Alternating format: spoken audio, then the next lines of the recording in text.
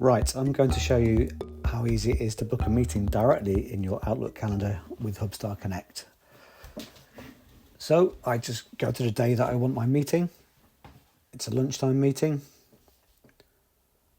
I link Teams into the meeting as well and invite the people who need to attend. In this case, it's Jim and Sally. I now go to the Hubstar Connect add-in and it's going to show me the rooms which are available at the time that I'm requesting. So I can obviously choose different filters for the location or the type of room that I'm looking for. But this peer room should be good at seating 6 people.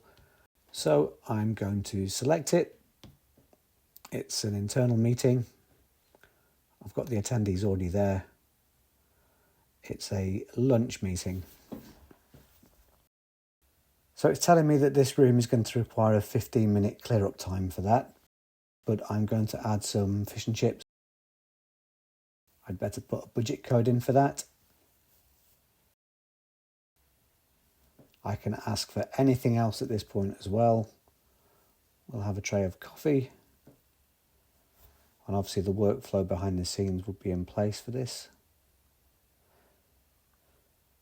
So that's going to be routed to all the correct people who are the suppliers of the services to confirm the reservation.